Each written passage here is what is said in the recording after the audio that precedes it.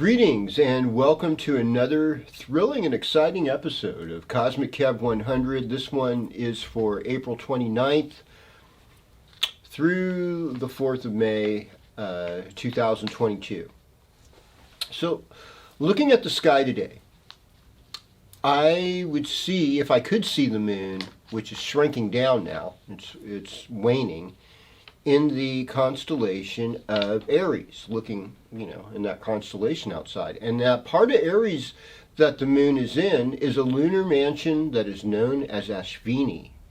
Now, Ashvini is ruled by Ketu, and Ashvini is really the first nakshatra. It's in the Vedic sidereal zodiac. It's the very beginning of Aries, and it's ruled by the south node of the moon, which in Sanskrit is known as Ketu.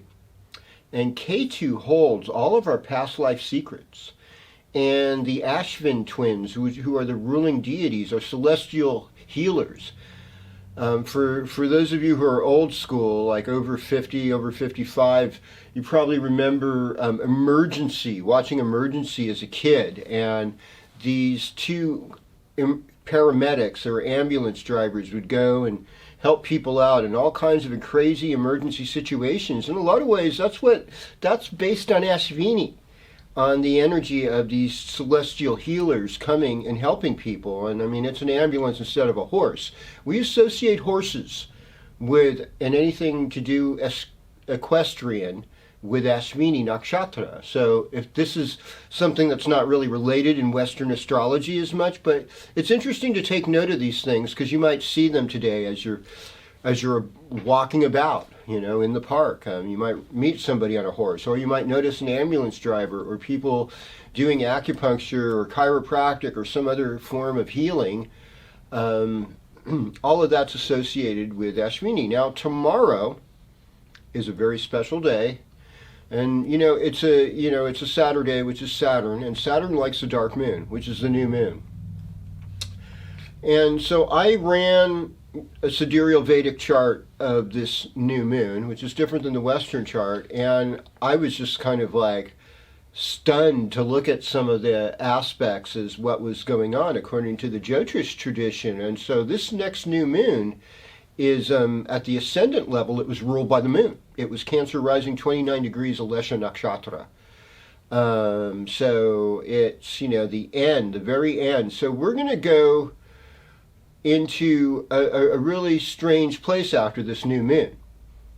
Things are going to rapidly perhaps change.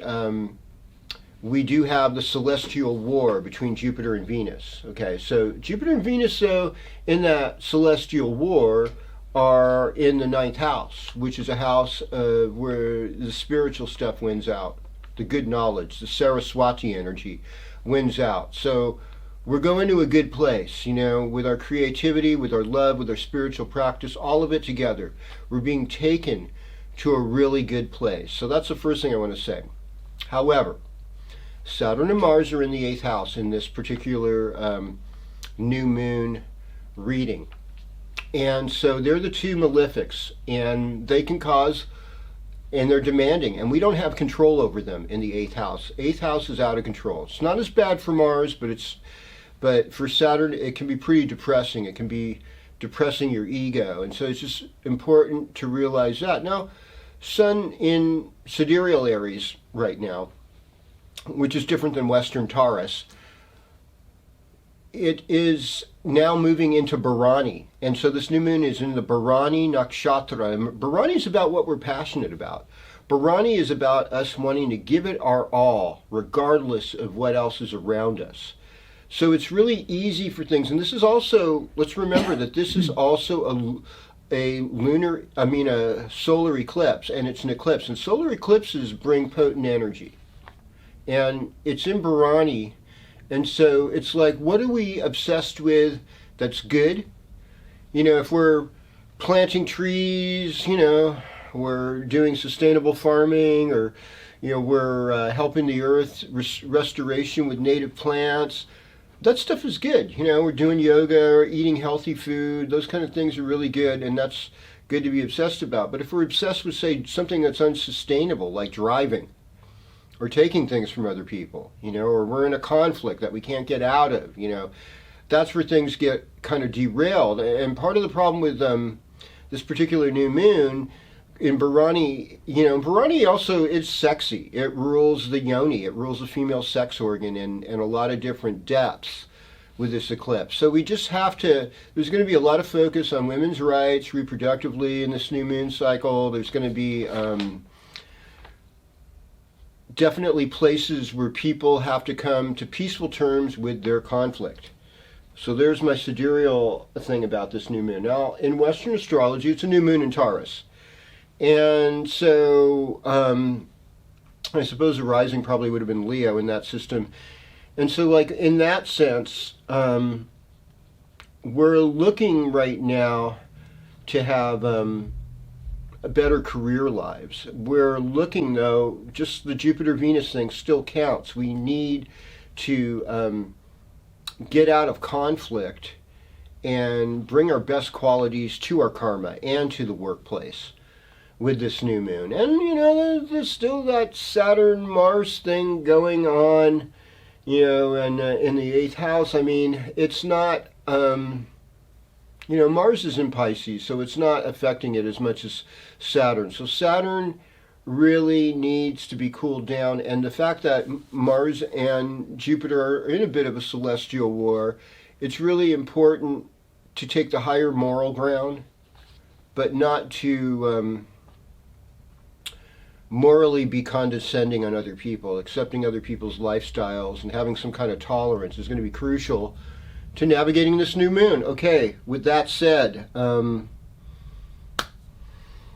Gam Ganapatiye Namaha, Om Gam Ganapatiye Namaha, Om Gam Ganapatiye Namaha, Om Namah Shivaya. And I'm just going to get right into it here, starting with you, Aries. So, greetings, Aries, and welcome to your horoscope. So this whole, one of the things that I want to say happens this week, too, and I didn't get to before, was that Mercury's going into Gemini. And so our communication should get better this week. It went into Gemini today, so that should help everybody. But especially you, Aries, because it's in your 3rd house. So that's a nice switch. And later on this week, we have Venus going, Monday morning, Venus goes into Aries. So if you've been lonely and love hasn't come your way, well, there'll be a breakout, folks. This is a breakout week for love, that we're coming into. So that's positive. And Aries, you're going to reap a lot out of it because it's Venus in Aries, all right? So there you go. Taurus time, in general for you, which the sun's in Taurus, 2nd house, so you're trying to make money and you're trying to work out family issues, maybe issues affecting your neck or your lower jaw or your hearing. All of this is 2nd house stuff, voice. So, and even what you eat. So like if you were making new changes with this new moon on your diet and your health, it's going to be a go. Everything's a green light, and you should do really good. Okay. All right. So greetings, Taurus, and welcome to your horoscope. And by the way, if you're a Taurus having a birthday this week, I just want to wish you a happy birthday. And I'm sure there's a lot of you out there. I want to give a birthday shout out to Kayom Fossum, whose birthday is tomorrow, the 30th, and happy 67 to you. And that's a good run. And anyhow, anyone else having a birthday, you can always respond, send a message via YouTube or BCA TV. We've got ourselves Uranus in the 1st house, along with the Sun, along with the North Node of the Moon, Rahu. And I didn't really talk that much about that last week, but I will this week. Okay, so what's going on is that you could easily be motivated to do shady, unusual things, okay? And I'm not gonna, berate anybody or anything like that, but I think you just have to be really honest with yourself. Like, not everyone is honest, unfortunately, and it's good to have just this awareness as we go through this week, Taurus. Venus moving into your 12th house, there could be karma. You know, there could be karma for alliances, and sometimes they can be sweet, wonderful, and beautiful. I mean, 12th house can be pleasures of the bed, but beware. You know, maybe don't tell that new girl at work your story or whatever. She may not have your back. You know, some really weird things happen in the 12th house, and I just want you to know that, and just keep you safe, Taurus. Greetings, Gemini, and welcome to your horoscope. Just thinking about you right now. Anyhow, this is a good week because Mercury just went into your first house. So it's like you're thinking clearly. Now, there's karma and there's loss as we have a transit in the 12th house. Some astrologers would say this is like the month where you reap what you sowed in the last year. So if you've had basically really good karma, this 12th house, there's not going to be a lot of losses. But the 12th house is about isolation, and it is about spending time alone, and it is about losses. And so I think when you're equipped with that knowledge, it's not to like think and go there like, oh, I am attracting loss in my life. You know, I mean, that kind of new age thinking I think is pointless. Everyone suffers. And the reason why I share things like this is not to go, oh, gloom and doom. It's just to say, hey, you know, just check what's happening. Don't get yourself into too much debt, you know, and just... You know, because I want you to have a really, once May 21st comes and it's all about Gemini, that you're all happy again. You know, that's generally what I want. Venus moving to your 11th house can be sweet, though. You could throw a party, you could meet new people that are creative, female friends that are helpful. All these things could be coming to you this week, and who couldn't use a little bit more help? There's a lot of career responsibilities still, too, with all those planets in Pisces, so it's good to just take note of that as well. All right. Well. Greetings, Cancer. Welcome to your horoscope. You know, I never really talked about this, and this is probably mostly for people that are late Cancers, like born, you know, like the 18th through the 22nd of July. Like, you're having a relationship with Pluto right now. So Pluto's in Drishti with you. That means it's looking directly across at you. So there's... In your relationship, if you're unhappy, you're going to want to look for changes, things to make things better. If you're not in relationship, Pluto's presence there could make relationship happen. It could bring about changes, and you get insights from Pluto. Now there's all the planets in Pisces. They're in your 9th house. That's a good house. It's a blessed house. It's a fortunate house. Jupiter's there. Honor your teachers, honor your father. Good blessings are coming on. This is a good time for travel. And even with the Jupiter and Venus war up there, it's like just some really interesting and unusual creativity is coming out at this time. And you can tap into that unusual creativity and manifest some of it. You know, that's a good way to look at it. There's really not much else that I could say other than that Taurus ruling your 11th house. Your social life should be more active, and there's, you know, I mean, Saturn in the 8th house, it could kick your butt. You know, that's just reality. Like I said about the new moon forecast, you know, there's something to that stuff. But I'm going to move on to Leo, because I want to give Leo some love here. Greetings, Leo. Welcome to your horoscope. Yeah, don't let yourself get eclipsed tomorrow. Really, it might be good to just chill out in the afternoon Saturday. That would be my first thing to say. Since you're solar ruled, and then you've got this like Rahu, north node of the moon. Where is it affecting you? Well, it's affecting you at the workplace. So if you have to work on Saturday, oh my God, just take some caution. Just if the weirdos start showing up or something at work, just know, yeah, you know, KozmicKev said this could happen. This is a little bit of a strange day because it's an eclipse. And we don't want our sole purpose eclipsed, you know. And what the deal is about eclipses is like Vasuki was like a demon snake that snuck up in between the sun and the moon while they were getting the nectar of immortality and wanted to be like a planet and get immortality. And so we call the nodes of the moon, the south and north node, Rahu and Ketu, they're shadow planets. But Vasuki was the demon, was the origin. And so when Vasuki got the nectar of immortality, all the heavens and the earth, the oceans churned like milk, everything went into chaos, and Shiva took a sword and cut the demon snake in half. So the north node is like Rahu, and that's a desire that has no bottom. And Ketu is just like the body left there going, I'm here for some reason, but I'm not sure what it is. You know? And so, you know, because Rahu's so full of desire and it's trying to manipulate things and make a face for itself, just, you know, caution on all that, just relax, you know, that's really the best thing to do. Keep it all peace. Keep it all peaceful, peace and love, especially at the workplace. Let's go with Virgo right now. So, greetings, Virgo. Welcome to your horoscope. So, Mercury just moved into your midheaven. Greetings, Virgo, and welcome to your horoscope. So this week's pretty significant because we started today with Mercury moving into Gemini. So Gemini is your 10th house. That's your midheaven.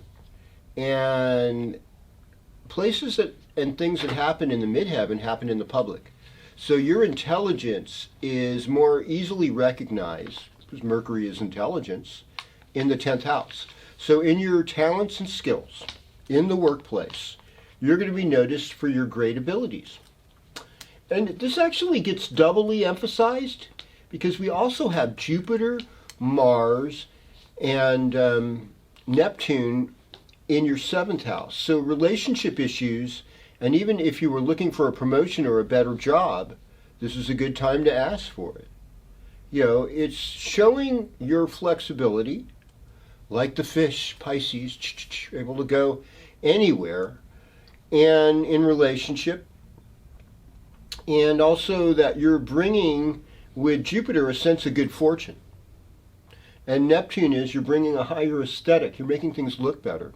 And Mars is getting rid of evil, you know, it's cleaning up, it's Lord of the Earth, it's if you work with nature or plants, Mars will help. You know, Mars in Pisces is good for that. So all of this is going to work out good for my friend Virgo. All the Virgos, people with Virgo moon, people with Virgo rising, people with Virgo sun. And, you know, that right now is also a good time for travel because of sun being in your 9th house, Uranus in the 9th house. It's an exciting time to learn new things. And blessings and good fortune are more likely to hit you at this time. And even though there might be some obstacles with Saturn in the 6th, it's just work hard. Be good to those who are less fortunate, and you'll be able to get over that. All right. Well, greetings, Libra, and welcome to your horoscope. So this is a significant week for you, too, because we've got Venus moving into Aries Monday morning. I think it's a little after about 9-10 a.m. And so with Venus moving into Aries, that's your 7th house. So also for you, that should make relationships sweeter. There must be more people, particularly women, having friends with women, for people looking for women in romantic relationships in their life. This is our Libra rising in particular, if not Libra sun, Libra moon. You're more likely to have good new relationships. So, you know, we've got this new moon in Taurus, you know, and Taurus is the 8th house. So there's a lot of changes. There's a lot of things that are not necessarily within your realm of control in this new moon cycle. So it's not always the most pleasant in that way. But you're also a very giving, flexible, balanced person, and just realize, you know, hey, you know what? Some days it rains, some days it shines, and I can't expect too much at this time in either way. And that, you know, that good attitude will help you negotiate, you know, a Dastana house transit, a transit in the 6th, 8th, or 12th that may not be as pleasant. All right. Well, greetings, Scorpio, and welcome to your horoscope. So, we're on this new moon cycle, and it's in Taurus. That's your relationship house. And so, this is, things could easily, you know, change and develop even better. It can make it sweet, you know, when the moon is in the 7th house. Isn't that like the dawning of the age of Aquarius? And Jupiter aligns with Mars. Well, guess what, folks? Jupiter is aligning with Mars. Okay, that is fact. All right, and or Mars is going to align with Jupiter eventually. But yeah, they're both in Pisces, so some good things are about to happen.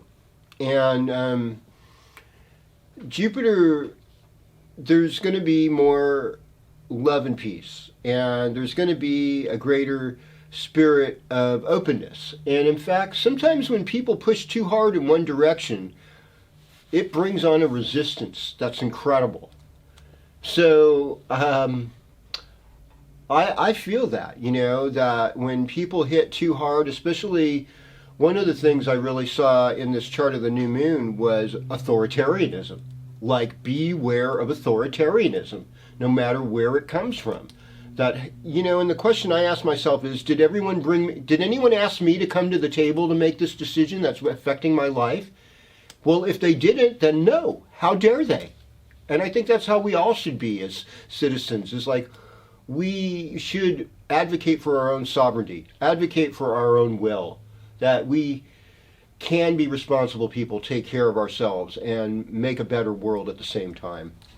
And that would be my message to Scorpio. You still have good fortune. You're in your heart with these Pisces planets, the Taurus planets. You're still, the red hot lover. On and on it goes. Now we go to Sagittarius. Greetings, Sagittarius, and welcome to your horoscope. Now, one of the great things about today is, in Vedic astrology, we were saying that Mercury moving into Taurus is breaking the Kal-Sarpa Yoga, because right now the nodes in the sidereal zodiac are in Aries and Libra, which is also very significant for new world changes. I want you to know that. So let's all just kind of, right? Yeah. Got to adjust ourselves, because this next year and a half is going to be full of some really significant things, and we all want to keep our antennas up and keep the will of the people for the common good, but also for the individual rights of others as a priority, so that we can come together and make things a better place. And your key phrase is I visualize, so it's important you visualize a better world. Now, with Mercury moving into Gemini in Western astrology, that's your 7th house, so that breaks the Kal-Sarpa Yoga.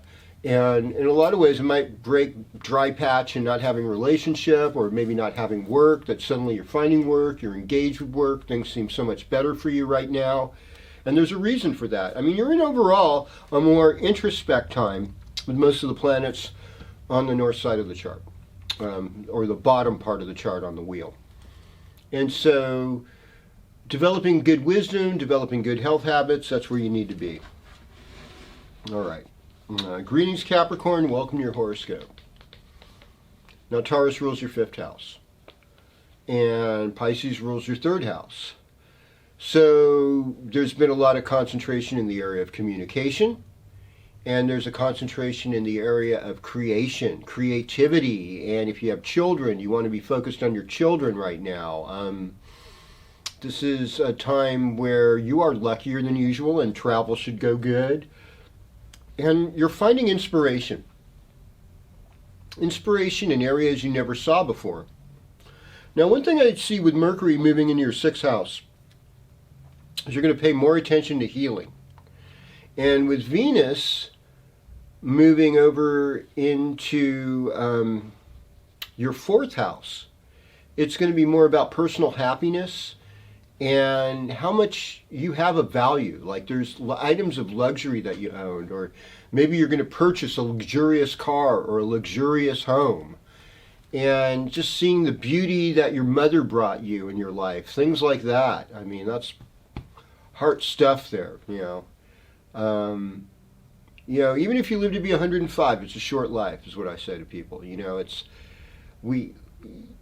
It seems like forever when you're 15 years old, and it even seems longer when you're 5. But by the time you're 55, you'll be going, my God, time is going quick. Mm-hmm. Things are really passing by, and I imagine it continues that as you go on further in life. But with Saturn right now, I mean, you get insights from Pluto, And Saturn's just telling you, watch your purse strings, be disciplined with, and buy things that are real and are meant to last. If you're going to buy something, think of it as a long-term investment versus quick impulse buys. All right. So, greetings Aquarius, and welcome to your horoscope. Now, Saturn in the first house. Accepting the mature side of yourself, accepting that we're not going to be on the planet forever, and that there's aches and pains that affect the body, but that also we have a confidence in that who we are counts in real time. And so working with the reality as it is. Now, Taurus rules your fourth house. Fourth house is about personal happiness.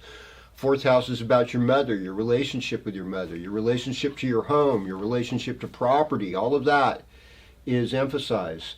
Second house, where the Pisces planets are, that's about your voice. That's finding a song in your heart. That's about being responsible with your finances. That's about taking care of dentistry or getting a good neck massage or adjustment. All of that is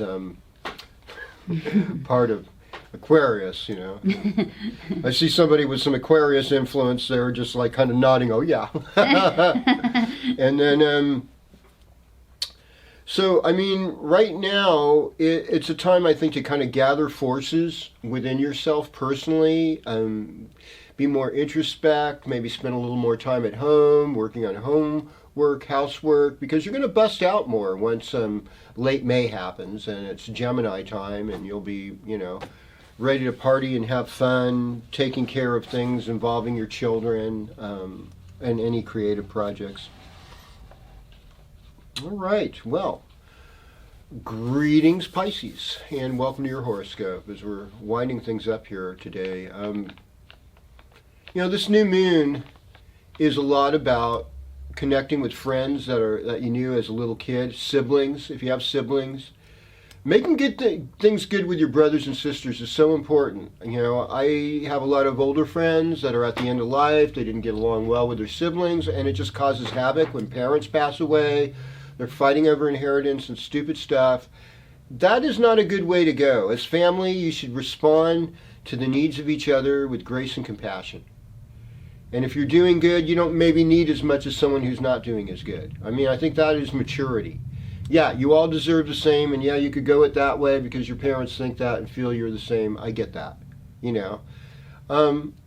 That's okay. But, somebody's in serious need. Isn't it nice to be loving? Isn't it nice to give a little bit extra, to ease the pain in the world? And actually what it ends up doing is you end up getting that money back or whatever you've given anyhow, because the universe sees that, always wants to reward you for giving. And I've been given to so much in my life. I have so much grace. I have so much to be thankful for. And sometimes we forget how much has been given to us. And so, that the gratitude prayer is going to work for you, Pisces. It's going to work good for all of us, I'll say. Taurus time, we will resolve our communication issues. We will resolve our relationships with our siblings. That's an affirmation. There's all these, you've got Mars and Jupiter together with Neptune right now, and Venus in the second house. Don't spend money on frivolous stuff. Try not to eat too much sweets. Those are the Venus and second house challenges. But you right now are looking more dynamic, you're looking capable, you should feel some sense of confidence right now, and don't second doubt yourself, don't question yourself, have faith in yourself, and move forward, and do service for other people rather than to other people.